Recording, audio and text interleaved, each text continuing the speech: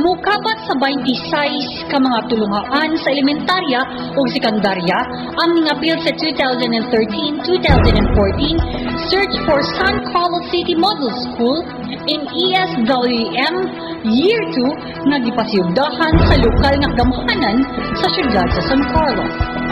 Niyadto Pebrero 10 nito iga, ang mga evaluators na sila si Engineer Maggie Antonio sa City Engineering Department, Juliet Santillan sa San Carlos City Children's and Women Affair ug si Boy Arañez sa City Engineering Department ngadto sa Katiklan Elementary School para sa pagsusi sa palibot sa maong tulungaan. Nakita sa mga evaluators ang ilang mga nahimo gikan sa biodegradable o non-biodegradable products. Dili lamang kini makatabang aron makubsa ng basura sa mga lumulupyo, kundi para ipakita sa tibok katawhan nga ang basura makwartahan usab.